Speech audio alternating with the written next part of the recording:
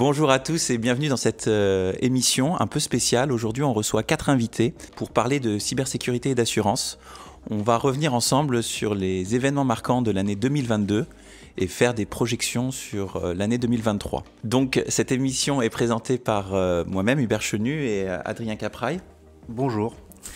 Et nous recevons aujourd'hui donc David Meheux, qui est associé chez Clyde & Co, intervenant sur les sujets assurance et cybersécurité. Et ça fait 20 ans que David travaille chez Clyde & Co. Tout à fait. Bonjour Hubert, bonjour à tous. Bonjour David. À côté de toi, David, on a Stéphane Lebert, qui est cofondateur d'Exatrack, une société spécialisée en réponse à incidents et en études de la menace cyber. Bonjour Hubert, bonjour à tous. De l'autre côté de la table, on a Marc-Éric Bello, qui travaille chez Allianz, qui est responsable du domaine cyber, qui intervient sur un portefeuille d'entreprises allant du pro à la PME. Et donc, ça fait très longtemps que tu es chez Allianz et ça fait à peu près depuis 2017 que tu gères ce portefeuille cyber. Oui, c'est tout à fait ça. Bonjour à tous. Bonjour.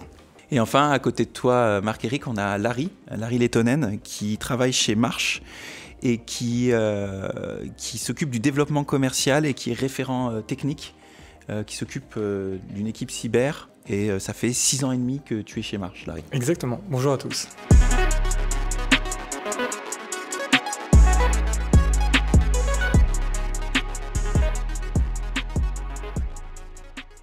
Je vais donner la parole en premier à Stéphane, qui est plus, on va dire, opérationnel, terrain, réponse à incident. Qu'est-ce que tu as constaté au cours de cette année 2022 qui vient de s'écouler ? Alors cette année 2022, elle a été assez particulière par rapport aux années précédentes, puisque ça n'a échappé à personne. Il y a un conflit qui s'est ouvert entre la Russie et l'Ukraine, qui a eu de très forts impacts sur l'aspect cyber. On a vu une chute considérable du nombre d'incidents de sécurité, de réponses à incidents, à partir de l'ouverture du conflit. Et pendant à peu près 2-3 mois, on a vu vraiment le nombre de sinistres s'écrouler.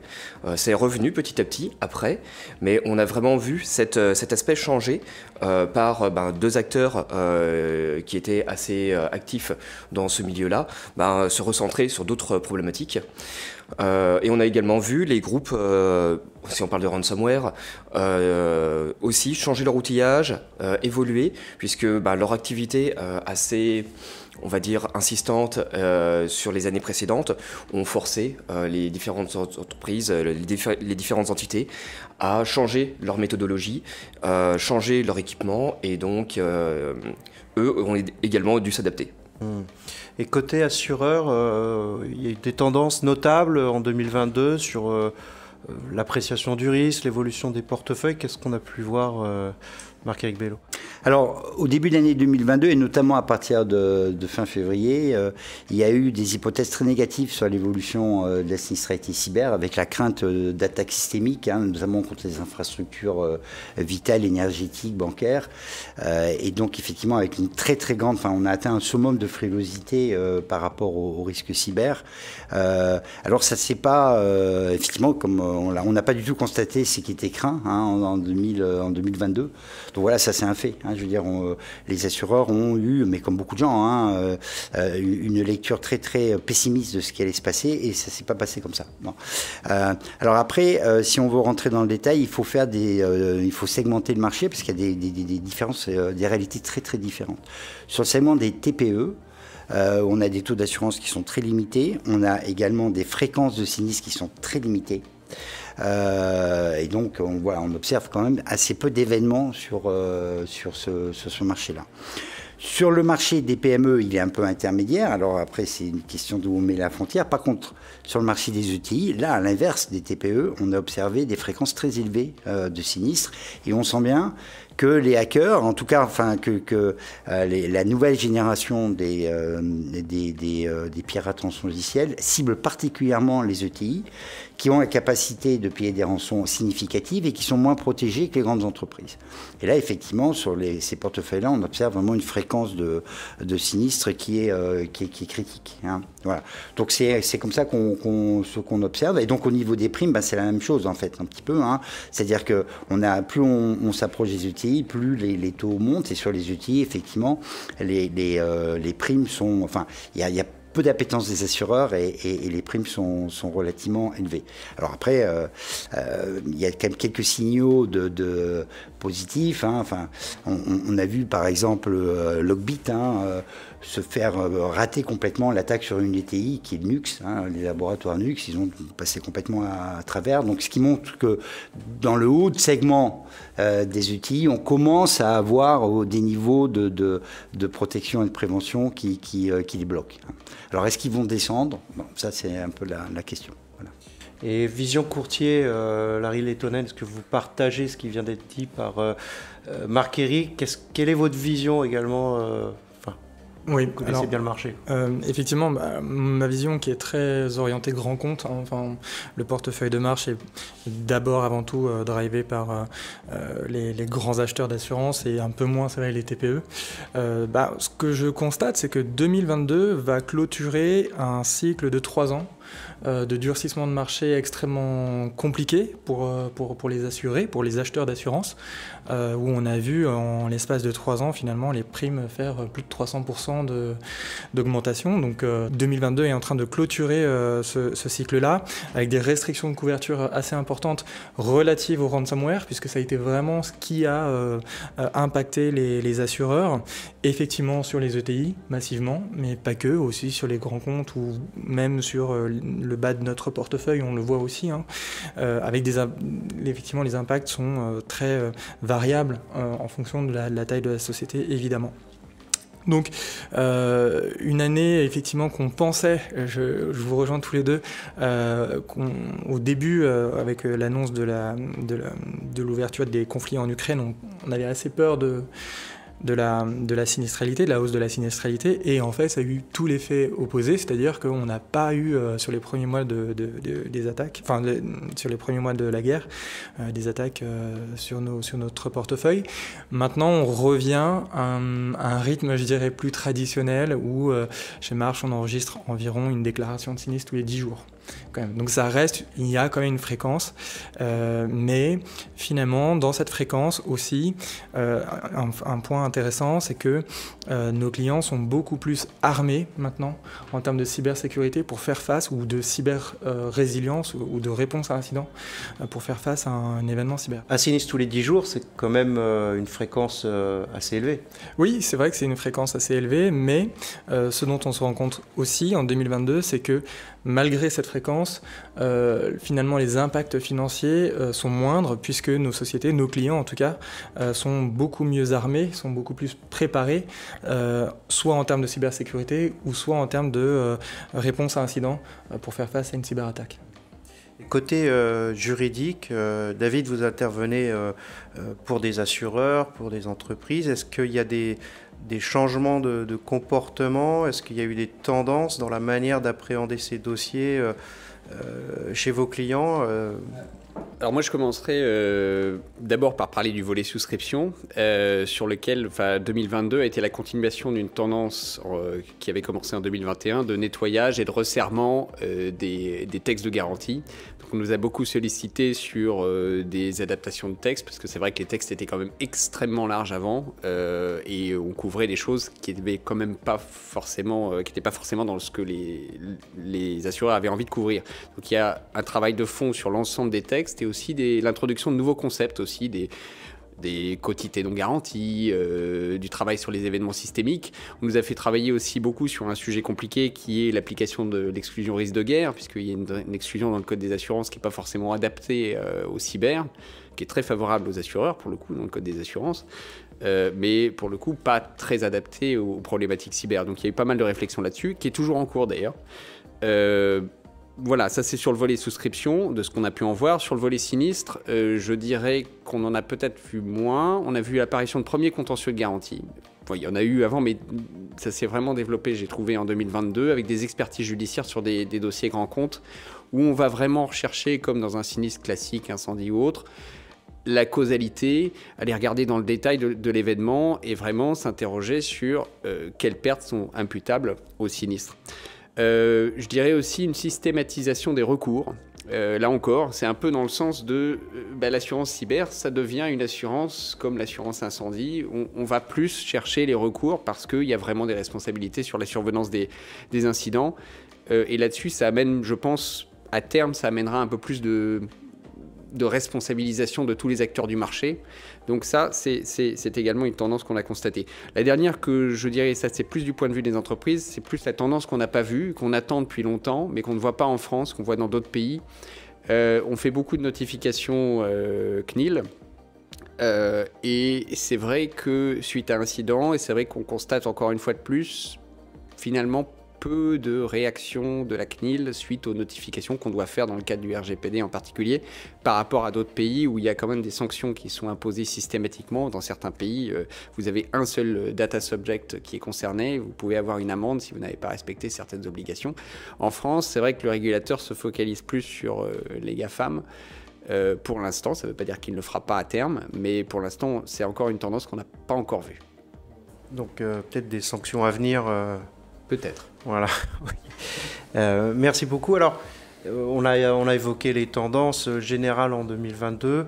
On sait que ça a été une année compliquée, géopolitiquement, il y a eu des crises. Est-ce qu'il y a, à travers ces crises, donc la guerre en Ukraine, sur le cyber, on a eu la fuite du code de Lockbit, il y a eu également la chute des crypto-monnaies, il y a eu des événements marquants. Est-ce que il y a un événement particulier qui a eu un impact en fait chez vous, sur votre marché ou en interne? Qu'est-ce que vous pouvez nous en dire, Larry? Alors, côté assurance, très clairement, je dirais qu'il n'y a pas eu d'événement marquant. On a été vraiment dans la continuité plutôt de tout ce qu'on a pu constater sur les 3 dernières années. Non, en fait, la grande différence sur l'année 2022, c'est qu'à la fin de l'année 2022, on voit qu'on est sur un marché qui se stabilise. La guerre en Ukraine n'a pas généré les impacts que l'on craignait. La fuite du code Lockbit en fait n'a pas d'impact direct sur la sinistralité. En tout cas, je touche du bois à la table quand je dis ça, mais en fait, ça a juste montré que la vie des hackers ou la vie des groupes de hackers est la même depuis plusieurs années. Donc là-dessus, on n'a pas de... Voilà, c'est plutôt une stabilisation du marché, justement. Et c'est ça le point positif cette année. Et on le voit d'ailleurs, les tendances en 2023, c'est un marché qui se stabilise, des couvertures qui se stabilisent effectivement. Je vous rejoins quand on parle des coassurances, des systèmes de QNG sur les ransomware, sur la manière de couvrir le ransomware. Ça, enfin, on peut même, dans certains cas, lorsque la société est solide d'un point de vue cybersécurité, on peut même retirer ces restrictions. Donc ça, c'est vraiment très positif. Marc-Éric, est-ce que il y a eu, au cours de cette année 2022, un événement qui a provoqué une réaction chez les assureurs ou, je dirais, une interrogation particulière? Je ne sais pas, le déclenchement de la guerre en Ukraine, par exemple, ça a été perçu comment dans les services qui sont en charge de réfléchir sur la sinistralité cyber, etc. Est-ce qu'il y a eu des réactions particulières à des événements marquants de cette année? Alors, je l'ai dit, le déclenchement de la guerre en Ukraine a fait craindre à la fois des attaques de type infrastructure et une augmentation de la sinistralité de type rançongiciel. Donc effectivement, on a eu ni l'un ni l'autre pour des raisons différentes.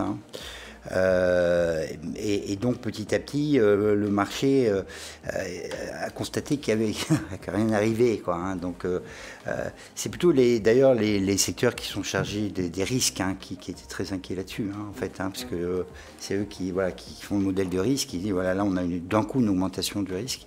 Et en fait, on l'a pas vu. Alors moi, ce qui m'a marqué personnellement en 2022. C'est un événement qui est passé relativement inaperçu, mais qui est une attaque qui a eu lieu contre un hébergeur en Suisse qui hébergeait un fournisseur de solutions en SaaS. Et donc, c'était un petit hébergeur local, il a eu un rançongiciel. Donc, il a été bloqué assez longtemps. plusieurs jours. Hein. Et pendant ce temps-là, effectivement, l'hébergeur qui avait posté sa solution en SaaS n'a pas pu fournir ses services à ses clients. En l'occurrence, c'était des services de RH, compte à RH, la paye. Bon. Et donc, en fait, on s'est rendu compte que ce rançongiciel contre un hébergeur via l'éditeur en SaaS a perturbé 50 000 entreprises. Et on est pas sur des gros acteurs, 50 000 entreprises.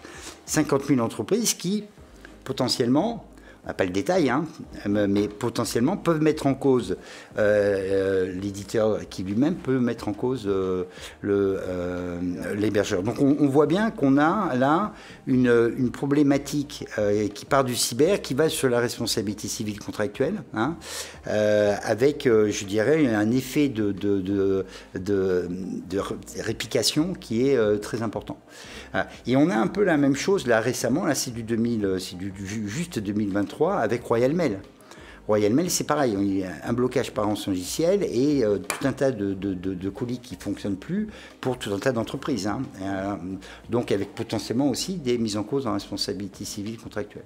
Donc c'est ce point-là, moi, qui a beaucoup attiré mon attention. Il n'a pas forcément été encore très bien perçu, mais c'est une inquiétude et puis ça pose le problème fondamentalement de la responsabilité civile au sens large, qui est pour partie dans les contrats cyber, pour partie dans les contrats de responsabilité civile, et avec effectivement, on peut le penser, une architecture qui n'est pas optimale aujourd'hui, et sans doute des solutions à trouver prochainement. Et là, on commence à voir vraiment les sinistres maintenant. Hein. Oui, c'est un sujet, ça on va revenir un peu plus tard dans l'échange sur le côté RC, les évolutions, etc. Stéphane, est-ce qu'il y a eu quelque chose qui t'a marqué? Enfin, tu es au contact des incidents, tu suis les infrastructures d'attaquants. Est-ce qu'il y a des choses marquantes en 2022? Alors, ce qui est marquant par rapport aux années précédentes, de notre point de vue, ça a été la diversification des technologies utilisées par les attaquants, puisqu'avant, ils étaient assez monotechnologie. Pour pouvoir mener leurs attaques, ils avaient en gros tous les mêmes procédures, qui étaient d'ailleurs par exemple pour les ransomware dictées par le groupe. La diversification des affiliés et l'aspect technologique qui a augmenté au cours de ces dernières années dans les entreprises, la mise en place de DR, la mise en place d'équipes de réponse à incidents, etc., fait que les personnes sont plus prêtes à faire des réponses efficaces à certaines attaques, à certaines technologies utilisées. Ce qui fait que les attaquants ont dû diversifier leur technologie, leur méthodologie. Et maintenant, c'est vrai qu'on retrouve vraiment une grande diversité de moyens à la fois de déplacement dans une infrastructure que de moyens d'échange, de prise de contrôle et de garder le contrôle sur les victimes. Ce qu'on a aussi vu, c'est des attaquants qui restent plus longtemps en silencieux sur des parcs et qui exploitent leur parc plus en profondeur pour aller chercher vraiment toutes les ramifications de la structure avant de rançonner ou de revendre les accès. Et ça, c'est quelque chose qui était un petit peu moins vu pour du profit court-termiste dans les années précédentes. Alors c'est très intéressant ce que tu dis, parce que à contrario, on traite des dossiers sinistres où on a eu des explications comme quoi l'attaque avait été très rapide, c'était fait en X heures, voire 1 ou 2 jours. Et là, ce que tu nous dis, c'est que dans ce qu'on observe, dans ce que tu as pu observer, on a des attaquants qui peut-être se dissimulent mieux, qui restent cachés plus longtemps. Clairement, les attaques qui sont passées en quelques heures, nous, ça se compte vraiment sur les doigts d'une main, celles qu'on a pu voir comme ça. C'est vraiment très rare. Assez souvent, c'est un petit peu le moyen facile pour essayer d'expliquer l'attaque. Nous, ce qu'on voit, et d'ailleurs c'est ce que voit l'ANSSI aussi, c'est des attaques qui sont beaucoup plus sur du long terme. Généralement, en moyenne, on est autour de 2 semaines pour une attaque standard de ransomware. Mais là, par exemple, il y a peu de temps, on en a traité une. L'attaquant, en fait, avait déposé un système de pivot 9 mois avant, et ce système de pivot a été réactivé plusieurs fois, et seulement 2 semaines avant, 1 ou 2 semaines avant, l'a activé pour faire une rançon sur l'entreprise. Mais depuis un certain temps, l'implant était là, il a été exploité depuis un certain temps, et pour d'autres fins, en tout cas, que faire la rançon. Donc non, c'est pas du tout ce qu'on observe nous. On observe voilà sur une attaque entre guillemets coup de poing, on est plutôt entre 1 et 2 semaines pour les rapides, avec 2 semaines en moyenne, entre la prise de contrôle, la recherche, parce que l'attaquant va chercher aussi les systèmes de backup, va un petit peu essayer de comprendre l'entreprise qui va ransommer. Donc voilà, ça se fait pas en quelques heures, sauf s'il y a quelques machines. Mais si on a quelques centaines de machines déjà, il faut un peu comprendre l'infrastructure pour pouvoir mener son opération de façon efficace. Et si elle n'est pas menée de façon efficace et que les backups sont mal détruits, la victime ne va pas payer la rançon et donc l'attaquant n'a aucune utilité à attaquer de cette façon-là. Ouais, je te rejoins et d'ailleurs, en fait, ce que tu disais, la diversification des technologies pour s'introduire dans les systèmes d'information et se déployer, en fait, nous, on le voit côté marche, dans la gestion du sinistre, on se rend compte qu'il y a encore 2 ans, on avait un ransomware qui allait paralyser le système d'information et qui va demander une rançon. Aujourd'hui, cette paralysie va de pair avec une fuite de données. C'est-à-dire où en fait finalement on voit que le hacker va récupérer les données avant de paralyser le système d'information. Et donc du coup on va devoir jouer sur les 2 tableaux, la perte d'exploitation et comment est-ce qu'on gère cette fuite de données. Donc c'est très intéressant ce que tu dis Larry. En effet, on constate de plus en plus d'exfiltration de données. Moi, la question que je me pose, et je me retourne un peu vers Stéphane, est-ce que les groupes d'attaquants aujourd'hui sont en mesure d'exploiter ces données qu'ils exfiltrent? Est-ce qu'ils sont vraiment capables de les monétiser en fait? Alors monétiser la donnée, c'est toujours compliqué, ça dépend de la victime, ça dépend de sa politique. Il y a certaines victimes qui ne veulent pas du tout que leurs données soient exfiltrées et soient mises sur la place. Et dans ce cas-là, elles vont être plus enclins à payer en cas de compromission, en cas d'exfiltration. Il y en a d'autres, entre guillemets, qui s'en moquent. Ce qu'il faut voir, c'est qu'il y a eu beaucoup d'exfiltration, et donc cette quantité d'exfiltration qu'il y a eu fait que les victimes, entre guillemets, savent que entre guillemets, c'est normal d'avoir une exfiltration. Donc la plupart du temps, nous, ce qu'on voit, les réactions fortes du côté des victimes se font quand il y a des problèmes légaux, des problèmes au niveau RGPD, au niveau CNIL, autour. Là, il y a une prise au sérieux de l'exfiltration. Sinon, la plupart du temps, on voit des victimes qui sont, on va dire, sans souci par rapport à ça, puisque certaines nous ont même dit tant mieux, l'exfiltration, on avait les backups qui étaient cramés, tant mieux, exfiltrer. Et au niveau de l'impact de la guerre en Ukraine sur l'écosystème des attaquants, qu'est-ce que vous avez constaté chez Exatrack? Alors, nous, ce qu'on a vu, c'est que les groupes ont fondamentalement changé, puisque on va dire que les Ukrainiens et les Russes travaillaient assez souvent ensemble sur des opérations. Et là, il y a eu des scissions dans des groupes avec des personnes qui ont voulu soutenir l'opération de Poutine et d'autres qui ont voulu soutenir l'Ukraine dans sa résistance. Et résultat, on a vu des vrais conflits qui ont mené d'ailleurs à des exfiltrations dans des groupes de ransomware. Et voilà, ça a fondamentalement changé la façon de fonctionner de ces groupes qui aujourd'hui s'est recentré sur, suivant, on va dire, la géopolitique actuelle. Oui, en fait, on a un conflit qui, dans des pays qui sont à l'origine de la crise des rançons logicielles qu'on connaît depuis 2019, clairement, puisqu'elle est très majoritairement liée à des Russes, à des Ukrainiens, à des Biélorusses. C'était quand même l'essentiel et donc paf, un conflit là, donc forcément ça a des conséquences très importantes. Pour compléter ce que tu disais, effectivement, on sent qu'il y a après le trou, après la sidération qu'ils ont dû avoir, ils ont dû avoir une véritable situation de sidération, les pirates. Ça s'est reformé plutôt côté russe, je pense, parce que chez les Ukrainiens, on a quand même des taux de mobilisation, que ce soit dans l'IT Army ou carrément sur le front, qui est gigantesque, quand même, chez les Ukrainiens. On sent que ça s'est reformé, mais un peu différemment. C'est-à-dire qu'ils ont pris ce qu'ils ont pu. Et moi, je perçois, ma fenêtre d'assureur, je perçois des signes de non-qualité. C'est-à-dire attaquer des hôpitaux alors qu'ils ne payent jamais, avec des données dont on ne sait pas très bien comment ils les vendent. En plus, ce n'est pas leur métier, vendre des données, les pirates rançongiciels. Donc, ça ne fait pas très qualitatif. Ça m'a même été jusqu'à une attaque qui a été considérée comme hors-jeu par la tête de pont de Logbit au Canada.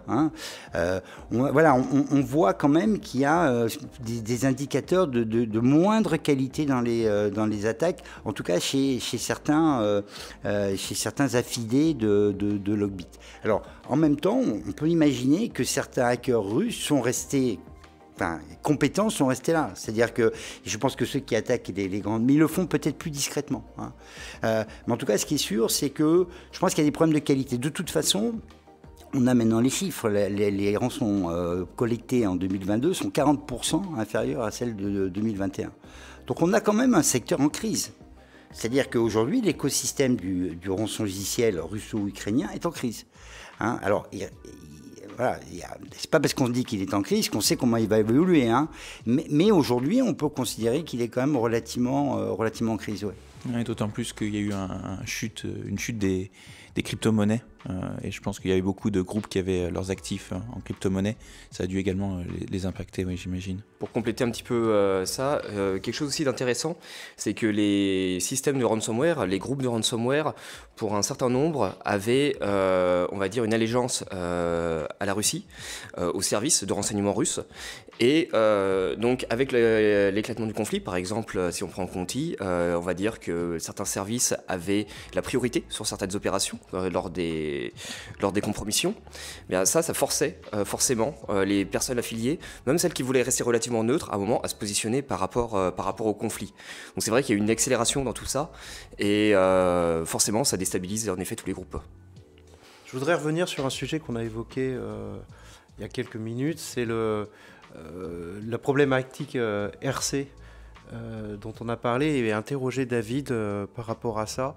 S'il y a des évolutions, ce à quoi on peut s'attendre, est-ce qu'il y a des questionnements par rapport à ces trous de garantie, parce qu'on a vu qu'il y a pas mal d'assureurs qui excluaient le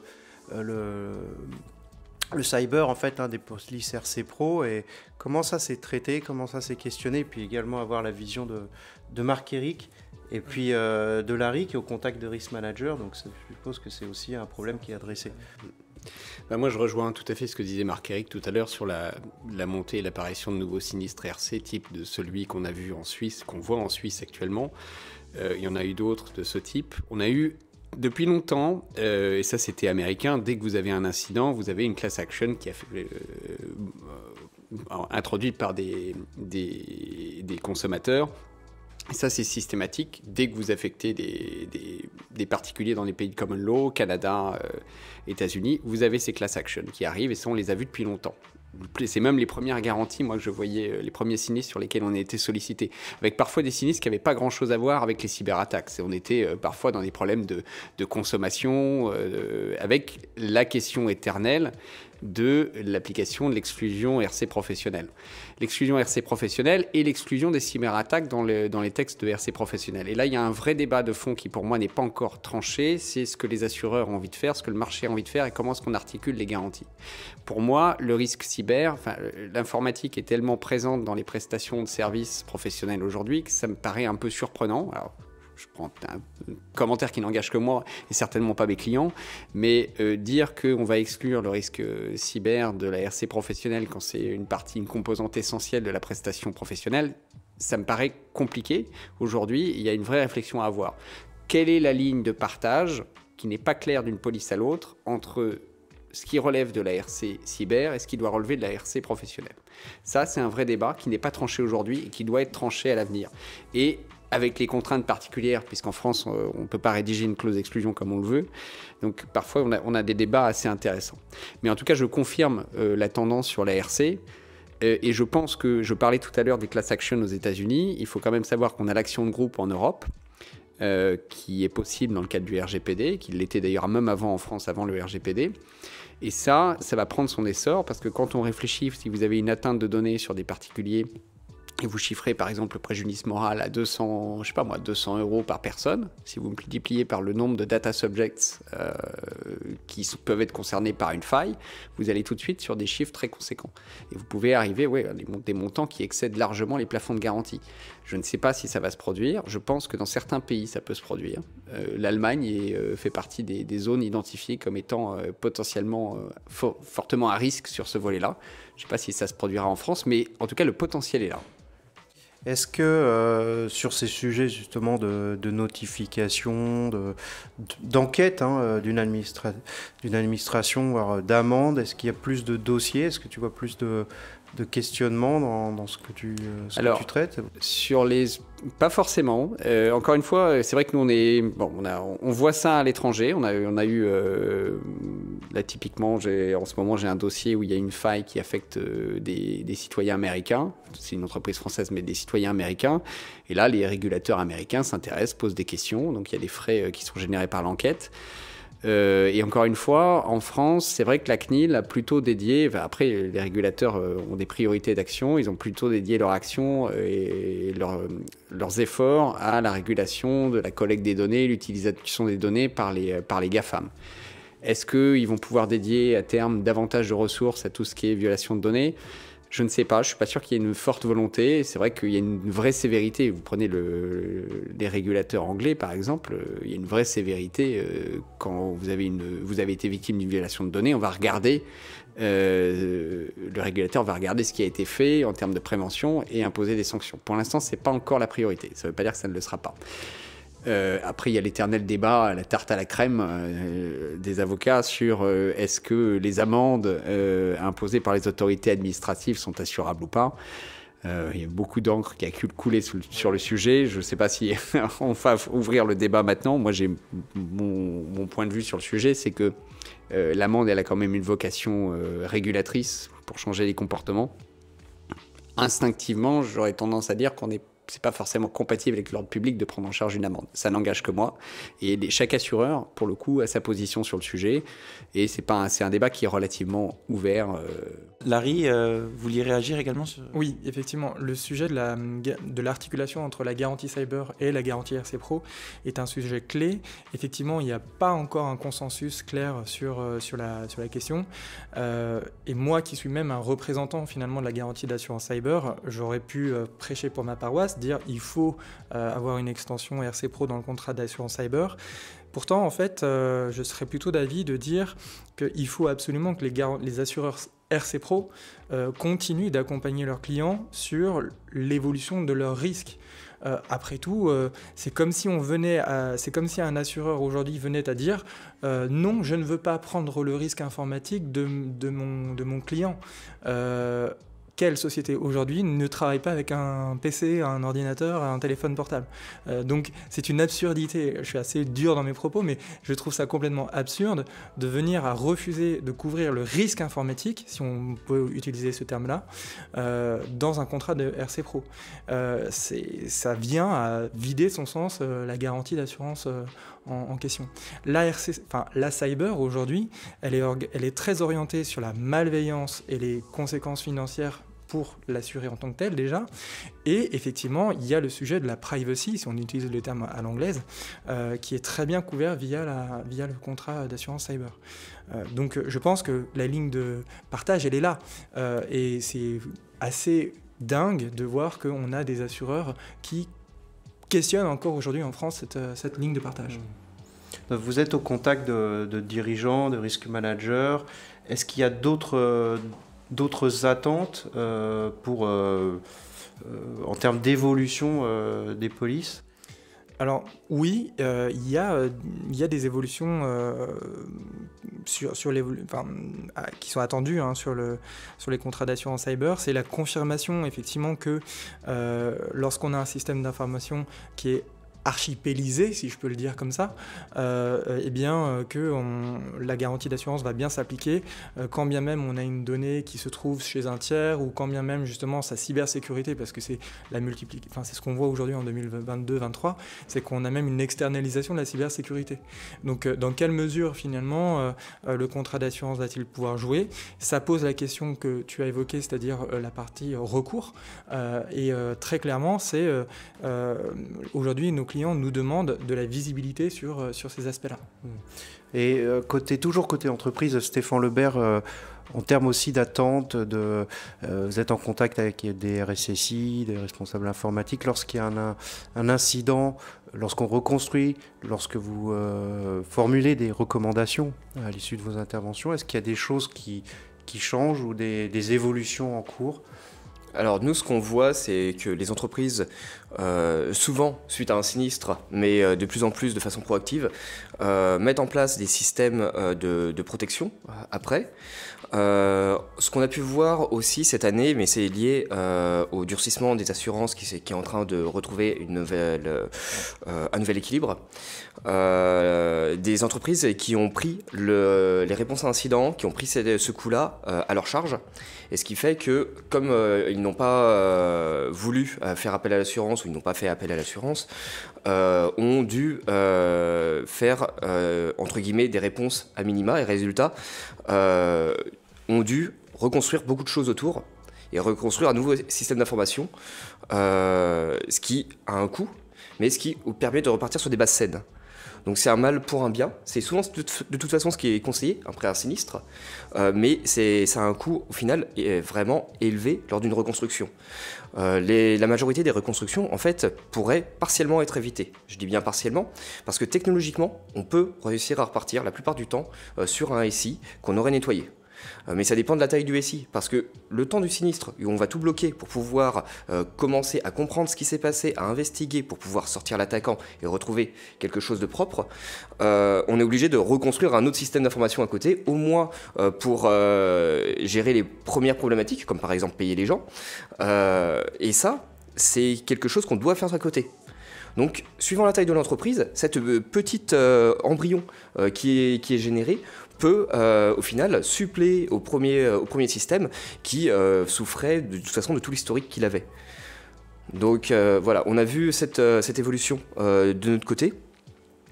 Et ce qu'on a aussi vu, c'est au niveau des différents acteurs de maintenance des systèmes d'information, on va dire la prise en responsabilité de certaines légèretés que pouvaient avoir certains acteurs. C'est pas du tout le cas pour tous, il y en a qui font un travail particulièrement rigoureux, mais un certain nombre d'autres, on va dire, avaient certaines habitudes de travail qui ont commencé à être pointées du doigt par les entreprises, puisque c'est ça qui les a mis en faiblesse et qui les a mis à risque, alors que l'entreprise justement avait déchargé la charge de la gestion de leur informatique elle-même en dehors de leur cybersécurité.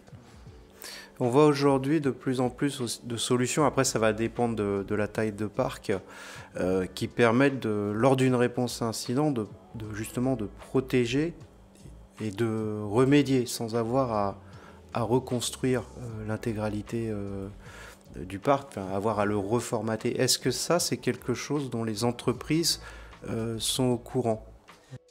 La plupart du temps, non. Et après, ça va dépendre des personnes qui sont autour pour les conseiller. Nous, on intervient en réponse à incident, donc sur l'investigation.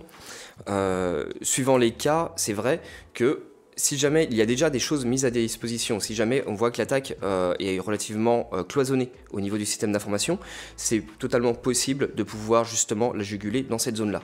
Le plus difficile étant d'identifier la zone de compromission. Je vais prendre un exemple simple. On voit régulièrement les attaquants qui vont déposer des portes dérobées à plusieurs endroits sur le système d'information pour pouvoir revenir. Et sur des endroits qui n'ont pas forcément chiffré, puisque sinon ça indiquerait qu'il faut reconstruire cet endroit-là. Ça, c'est vraiment le risque principal lors d'une reconstruction. Repartir totalement depuis du neuf, ça permet à peu près de juguler ce risque-là. C'est pour ça que, par exemple, une entreprise qui a déployé un système de DR sur toutes ses machines va permettre à la fois de pouvoir mener des investigations et les éléments qui ont été identifiés, pouvoir les étendre sur l'ensemble des éléments qui ont été connectés sur les machines. Ce qui fait qu'à la fin, normalement, on a plutôt une bonne idée du niveau de risque sur les autres machines. Mais pour ça, il faut avoir réussi à mettre ces éléments en amont, sinon ça veut dire qu'il faut faire une analyse forensique sur toutes les machines, ce qui est totalement possible. On peut passer à l'échelle là-dessus. Nous, ça nous est déjà arrivé de faire des analyses forensiques sur 1500 machines lors de certaines réponses à incidents. Donc c'est possible de pouvoir le faire à large échelle. Par contre, c'est sûr que ça demande une immobilisation du système d'information un peu plus longue que si on a déjà déposé des sondes un peu partout. Mais si je comprends, parfois cette immobilisation qui a forcément un coût est préférable à une reconstruction complète, en fait. Et à la fin, dans la perte d'activité, on va s'y retrouver. Souvent, c'est ce que ne comprend pas, entre guillemets, la plupart des victimes au début, où ils voient l'intervention de réponse à incident comme un coût. Et ce qu'il faut bien voir, c'est que ce qui va leur coûter le plus cher, c'est la perte d'exploitation. C'est vraiment de très très loin, c'est pas le coût à la journée homme des personnes qui vont être mises sur la réponse à incident, ça représente généralement pas grand chose par rapport à la perte d'exploitation qu'il y a. Donc entre guillemets, autant donner un maximum de force à la réponse à incident pour retrouver un système qui puisse fonctionner, est plus important que d'essayer de dire bon, ok, on prend, on va tout reconstruire à fond depuis zéro. C'est sûr que là on va forcément perdre un certain nombre de temps sur le redéploiement, sur plein de choses, la réintégration des données, beaucoup de choses. Et ça, c'est vrai que du côté victime, ce n'est pas leur métier. Ils n'appréhendent pas toujours bien justement le coût financier, où est-ce qu'il se situe vraiment, et souvent je trouve qu'ils se trompent sur l'endroit où se trouve vraiment le coût financier. Oui, pour la perte d'exploitation, c'est près de 80% de perte d'exploitation plus frais supplémentaires d'exploitation, c'est 80% du sinistre. C'est ce qu'on constate également dans nos expertises. On constate à peu près les mêmes chiffres. Je pense qu'on est tous d'accord avec ça. Est-ce que côté courtier, peut-être vous avez vu des évolutions dans les réponses à incidents, la structuration de la réponse à incident côté assurance ?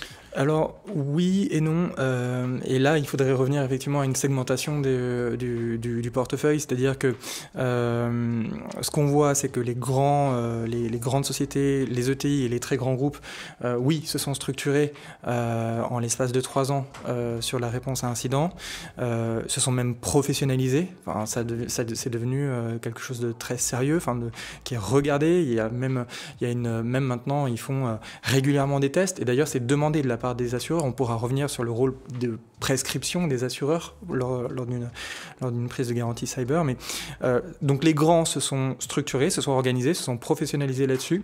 Les petites sociétés, les TPE, les PME, là il y a un vrai besoin encore d'accompagnement sur la réponse à incident, ouais, très clairement.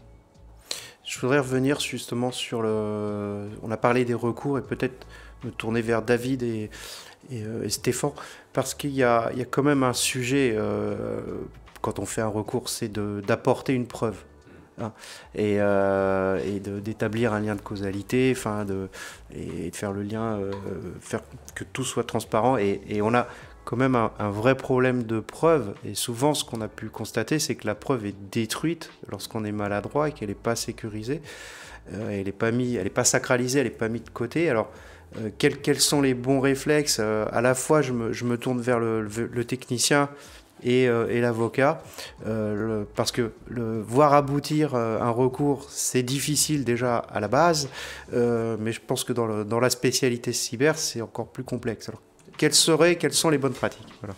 Moi, je dirais même avant même le recours, je vais arriver sur un sujet controversé parce que c'est l'objet de certains de mes contentieux que je traite aujourd'hui sur des problématiques de garantie sur des sinistres majeurs. Avant même le recours, il y a la question de la preuve du préjudice. Et là, je rebondis sur ce que Stéphane disait.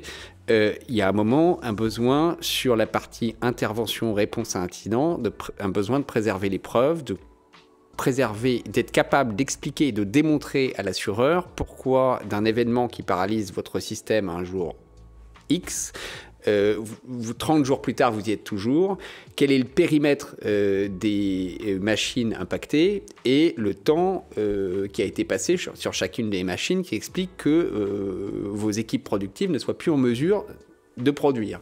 Et ça, c'est quelque chose, on serait surpris, mais on a des sinistres aujourd'hui qui porte sur des millions, et il n'y a pas cette preuve basique, qui est une preuve qui est attendue dans un incendie. La machine est détruite, on sait, voilà, il y a la réparation qui est faite, on peut documenter entre le moment où l'incendie est intervenu, le moment où la machine est réparée et elle est remise en service, tout ça est documenté, il y a des procès-verbaux, c'est bien fait. Aujourd'hui, voilà. Et aujourd'hui, en informatique, c'est pas le cas. Et là, je rappelle, avocat d'assureur, je rappelle que la charge de la preuve sur ce point, elle est sur l'assuré. Vous devez prouver votre sinistre. Et le lien de causalité entre le sinistre, entre l'événement, qui généralement est assez bien démontré, et l'ensemble des conséquences. Et là, le bas blesse très souvent, et sur des montants conséquents. Et donc, ça va avoir un impact d'abord sur la garantie d'assurance, Et il y a eu dans les premiers sinistres, et je pense qu'il y avait peut-être aussi une volonté du marché de prouver l'efficacité de la garantie, peut-être une certaine tolérance. Et avec les acteurs se sont affinés, côté assureur, experts, etc. On est avocat, et tout cet écosystème, on a commencé à regarder les sinistres un peu plus en détail, parce que ça commençait à coûter cher, et se rendre compte que parfois, il y a des éléments manquants. Et on les retrouve, et là je rebondis sur ce que tu disais, on les retrouve au stade de l'établissement de la garantie, et ensuite, évidemment, au stade des recours. Parce que, ben voilà, le tiers, il ne va pas prendre pour acquis. Monsieur l'assureur, vous avez payé votre assuré, mais pourquoi est-ce que je prendrais en charge tout ça? Prouvez-moi qu'il y a bien un lien de causalité entre mes fautes alléguées et le préjudice que vous essayez de me réclamer aujourd'hui. Ça, d'un point de vue technique, Stéphane, comment on peut aujourd'hui mettre en place, est-ce qu'il existe des méthodes aujourd'hui pour récupérer ces preuves, les conserver, afin qu'elles soient irréfutables? Alors, j'ai envie de dire oui, ça existe, mais ça a toujours existé. C'est de mettre sous scellé, c'est de les collecter déjà. La plupart du temps, les victimes essayent déjà de mener déjà elles-mêmes des actions correctives. Donc des actions correctives vont faire qu'il va y avoir de la destruction de preuves, de la destruction de données. Par exemple, on va réinstaller une machine. Bah voilà, toutes les preuves normalement sur cette machine-là sont détruites. La plupart du temps, la réponse incidence qu'il faut bien voir, c'est qu'il faut faire appel à des professionnels parce que c'est pas une situation normale. On appelle des pompiers quand il y a un feu. Ben voilà, on appelle des personnes dont c'est le métier lors de ces situations-là. Et il y a des preuves qui sont très volatiles. Il faut les saisir tout de suite. Sinon, dans 48 heures, elles sont perdues. Nous, ça nous arrive de plus en plus, et c'est malheureux, qu'on nous appelle pour faire une analyse forensique après reconstruction. C'est un non-sens en soi. On a reconstruit la maison et on nous demande de comprendre ce qui s'est passé. Mais ça nous arrive d'ailleurs, malheureusement, quelquefois, quand on nous dit que tout le SI a été reconstruit, de pouvoir dire, on voit que l'attaquant est passé ici, ici, ici, ce qui n'est pas vraiment très normal pour un SI reconstruit. Donc justement, ça montre, entre guillemets, des malfaçons de la reconstruction. Et on va dire la route cause, comme on l'appelle, donc le patient zéro, la chaîne de compromission qu'il y a pu y avoir dans la structure, est quelque chose, généralement, dans 90% des cas, on la retrouve. En tout cas, de notre côté, on arrive souvent à la retrouver avec la preuve. Et on est très attentif sur la preuve. On voit trop souvent, lors de certains rapports, des personnes qui disent « Bon, ça devait être un mail parce qu'on a vu qu'il y avait Excel d'utiliser dans la journée. » Et non. Ça, ce n'est pas une preuve, c'est une corrélation, mais ça ne fait en aucun cas une preuve. La preuve, c'est toute une chaîne de choses qui peuvent être démontrées, et pour ça, il faut une analyse forensique, il faut une saisie déjà des éléments. L'objectif, pour réussir à faire ça bien, entre guillemets, il faut déjà être outillé pour pouvoir saisir un maximum de données d'un coup, et de le faire de façon plus large possible. Donc avoir un agent de collecte qui puisse collecter sur toutes les machines en même temps, de façon simultanée, et après prendre tout ça, et idéalement même le mettre sous scellé avec un huissier. Comme ça, on a stocké une preuve qu'on peut garder de côté pour justement de potentielles futures actions. Et si jamais un jour il y a une contre-expertise qui est menée avec des interrogations, on peut ressortir les preuves pour dire voilà l'état, on va regarder ensemble si ce qui a été fait a été bien fait et si les éléments qui ont été remontés sont bien là, quoi. Donc si je résume bien, en fait, au niveau des entreprises, les dirigeants, leur principale préoccupation lorsqu'il y a un sinistre informatique, c'est de repartir au plus vite, parce que c'est ce qui coûte le plus cher, c'est ce qu'on a dit. Mais d'un autre côté, il ne faudrait pas repartir trop vite, parce que quand on repart trop vite, on efface les preuves, et dans ce cas-là, on peut se retrouver avec des problèmes de garantie ou des problèmes de recours. Je me permets donc une petite information complémentaire, sachant que la plupart du temps, en effet, la victime veut repartir au plus vite, mais la victime, le problème, c'est que, encore une fois, l'incident, c'est pas son métier, et ne comprend pas au tout début que la victime va pouvoir repartir que si elle sait qu'elle n'est plus compromise.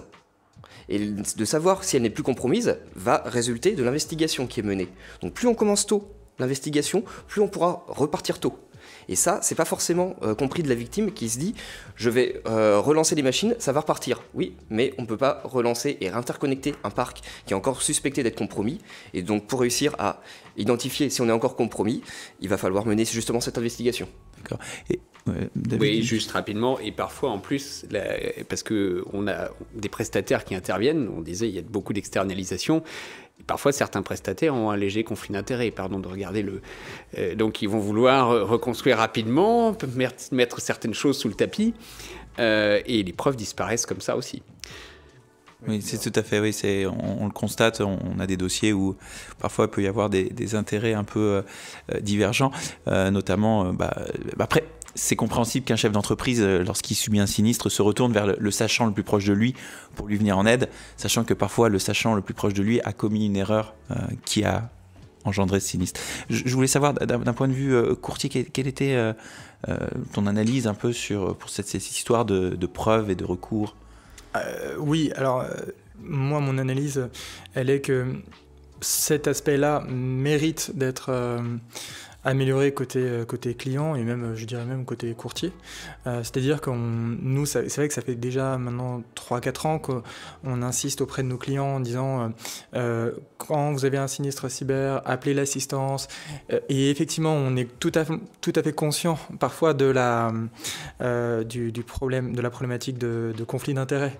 Si on fait appel à son propre prestataire habituel qui a conçu le système d'information, ou en tout cas qui le maintient en vie. Donc là, c'est vrai qu'on pousse ça fait 3-4 ans qu'on fait ce type de démarche-là, mais manifestement, effectivement, on ne va pas encore assez loin. C'est pas encore dans la culture, je dirais, dans la gestion de crise, de la collecte de la preuve, de l'industrialisation de la collecte de la preuve, si on peut le dire comme ça, très clairement. Mais il y a, je reviendrai, il y a un vrai débat à avoir aussi au niveau des assureurs. C'est que quand on a une société qui est équipée avec sa propre DSI pour reconstruire son système d'information, et donc du coup on a une société qui va internaliser les coûts de la reconstruction du système d'information, va les supporter sur ses propres salariés, c'est comment est-ce qu'on va reconnaître justement ce coût qui a été internalisé. Et certains assureurs viennent à dire il n'y a pas de coût, donc il n'y a pas d'indemnisation. Et on arrive à la situation paradoxale qui est que si l'assuré aurait voulu avoir une indemnisation, il aurait dû externaliser le coût, c'est-à-dire faire x5 ou x10 le coût du sinistre. Donc c'est là où il y a un questionnement. Là, je suis obligé de réagir parce que c'est un point qui peut être parfois sensible dans certains dossiers. Il y a aussi une dimension, quand l'assureur accepte son risque, il tient compte de la capacité de réaction en interne. C'est-à-dire que la prime est aussi fonction de la capacité ou du besoin anticipé de l'entreprise. Je ne suis pas hyper d'accord parce qu'il n'y a pas une seule question lors du process de souscription qui est orientée vers ça. Donc on voit qu'aujourd'hui les assureurs ne font pas de risk assessment sur l'internalisation ou la non-internalisation des coûts.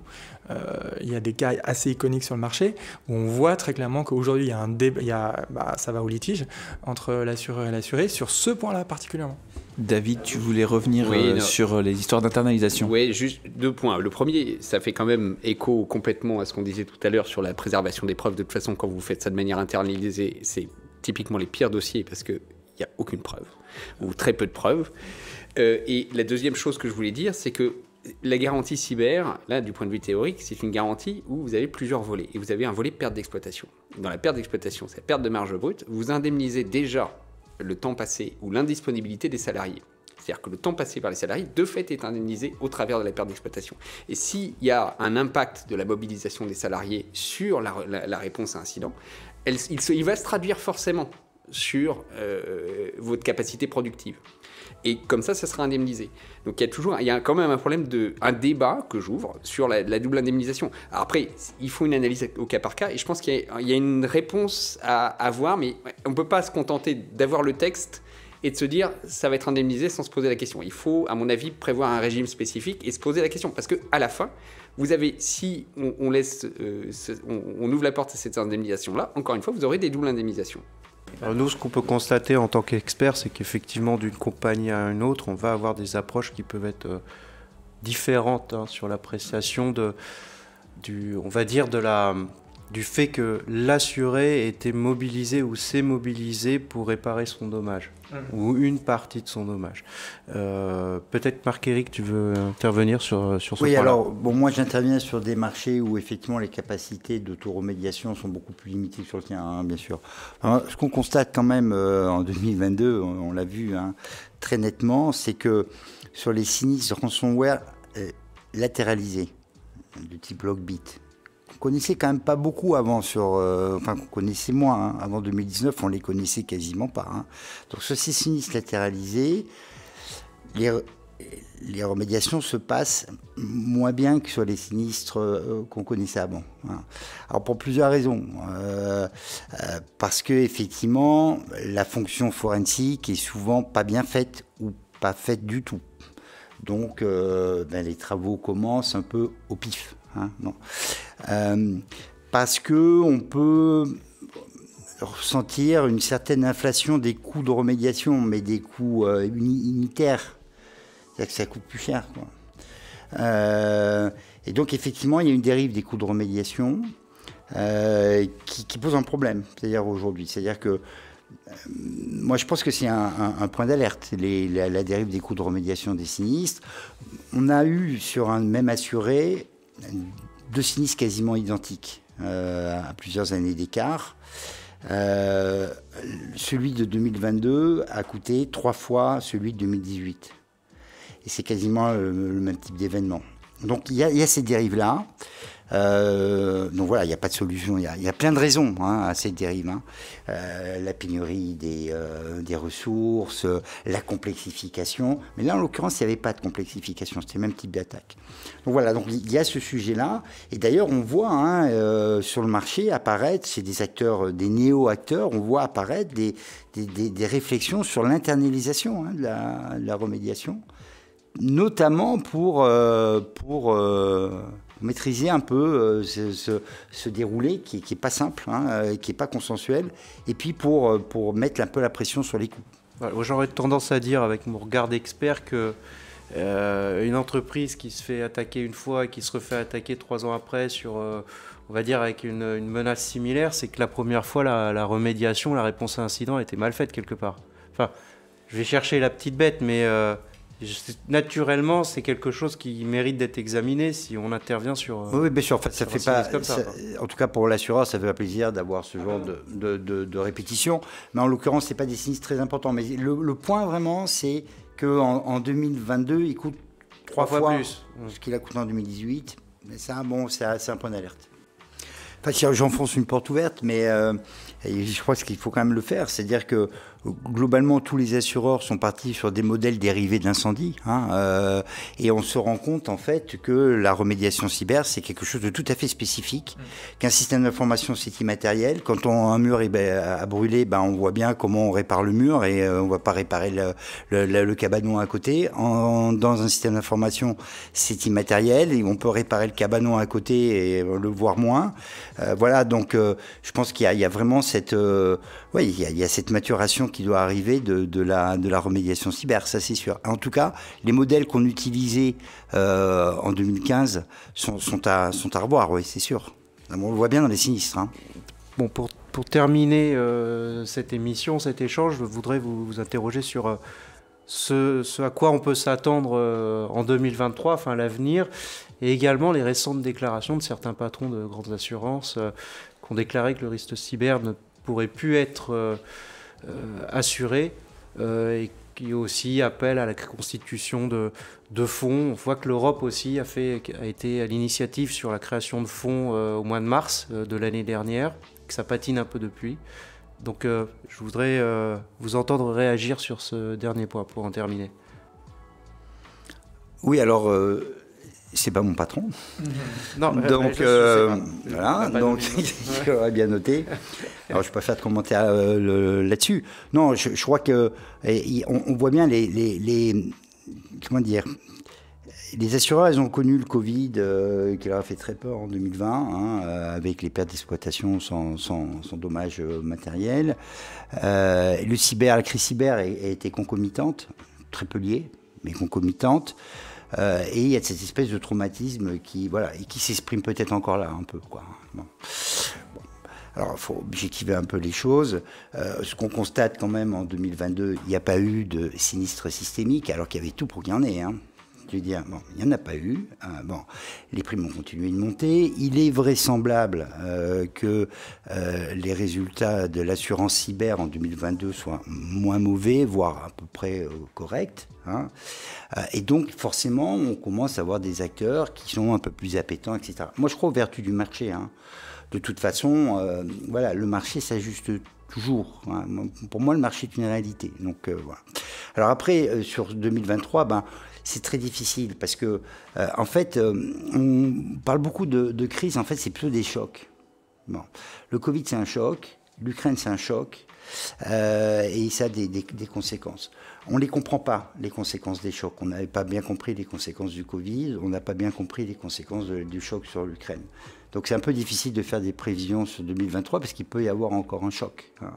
Ce qui est sûr, c'est que ce qui se passe en Ukraine et en Russie aura de l'impact. Déjà parce que c'est là que se situe la cause de la crise rançongicielle et que effectivement, dans un sens ou dans un autre, c'est quand même là que se situe le problème des rançongiciels qui, pour info, sont ce qui coûte cher aux assureurs aujourd'hui pour l'essentiel. Hein. Donc c'est à suivre de très près. Faire des pronostics, c'est assez compliqué, hein, je veux dire.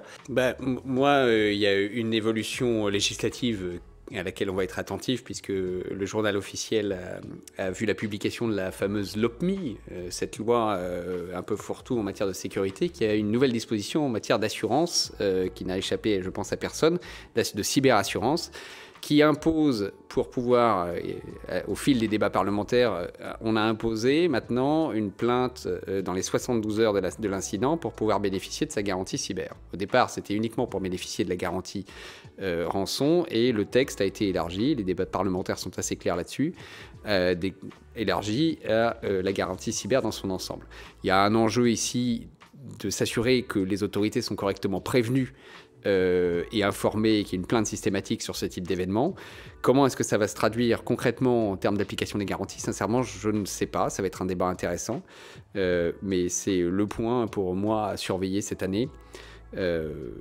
Et donc, on y sera particulièrement attentif. Pour rebondir sur ce point, il va falloir porter un point d'attention particulier sur tout ce qui est événement d'APT, puisque un APT par nature va être quelque chose de plus long dans le temps et est plus difficile à prioriser, à remonter immédiatement.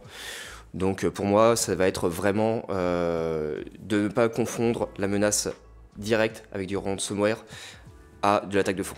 Alors, la tendance 2023...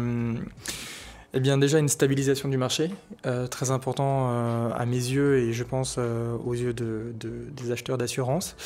Effectivement, la gestion du risque systémique. Et après, quelle est la réalité qu'on met derrière le terme de risque systémique? Est-ce que c'est le risque de guerre, le risque relatif à un événement qui va générer des recours en cascade, etc. Donc effectivement, ça c'est un vrai sujet. Et là, je pense que c'est le marché qui doit apporter une réponse. Finalement, 2023, je pense que ça va être l'année où il va y avoir des décisions qui devront être prises, des décisions fortes. On parlait de la séparation entre la RC Cyber et la RC Pro. Je pense que c'est cette année-là où enfin on a un marché qui s'est stabilisé et donc enfin les acteurs peuvent se poser des questions sur la portée des couvertures et proposer aux acheteurs d'assurance un cadre stable. Très bien. Écoutez, merci beaucoup à tous d'avoir pris le temps de venir discuter avec nous autour de cette table. J'espère que cette vidéo vous aura plu. En tout cas, si elle vous plaît, on n'hésitera pas à essayer d'en refaire. Merci Adrien de m'avoir accompagné pour animer tout ça. C'est un plaisir, Hubert. Et puis on vous dit à bientôt avec CNC Expertise, votre partenaire cyber.